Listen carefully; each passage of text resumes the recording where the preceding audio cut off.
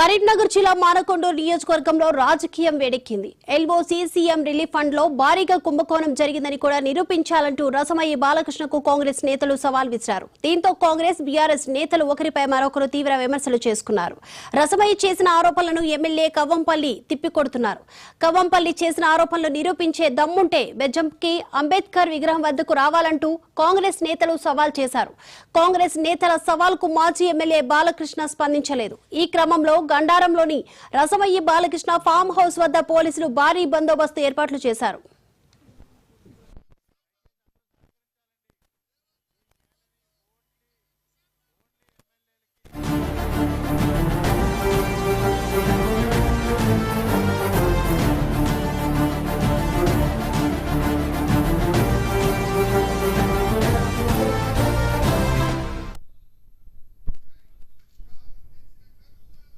TRS party కుటుంబ సభ్యులందరికీ ధన్యవాదాలు.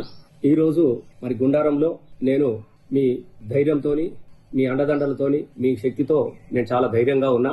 నాకు ఎలాంటి ఇబ్బంది కూడా లేదు. కాబట్టి మీరు ఎవరు కూడా ఆందోళన పడవద్దని చెప్పేసి మీకు నేను విజ్ఞప్తి చేస్తా ఉన్నా. ముఖ్యంగా తెలంగాణ రాష్ట్ర సాధనలోనే కుడితొక్కడి సత్యరెండు రాజన ఓ రాజన ఎత్తుకో తెలంగాణ జెండా అంటూ 14 సంవత్సరాలు తెలంగాణ ఉద్యమాన్ని ప్రజలను చైతన్యపరిచినటువంటి బిడ్డ మీ రసమయ్య బిడ్డ. కాబట్టి ఏదో ఈ చిల్లర మల్లర బెదిరింపులకు నేను బెదిరిపోయేటని కాదు. నేను కమిషన్ల నారాయణ కవ్వంపల్లి గారికి సూటిగా ఒకటి చెప్తా ఉన్నా. ఈ చిల్లర మల్లర వ్యవహారం అనేది మానుకోమని చెప్తా ఉన్నా.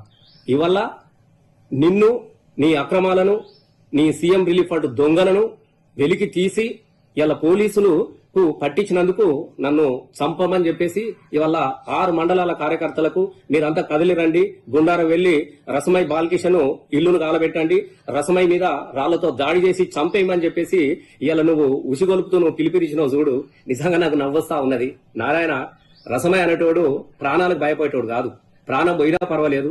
ఒక ప్రతిపక్ష ఎమ్మెల్యేగా ప్రజల వైపు నిలబడతా నిన్ను ప్రశ్నిస్తూనే ఉంటా. ఇది కూడా నువ్వు గుర్తు పెట్టుకో. ఎందుకంటే ఇలా నీ అసమర్థతను చూసి ప్రజలందరూ అసహించుకుంటా ఉంటున్నారు.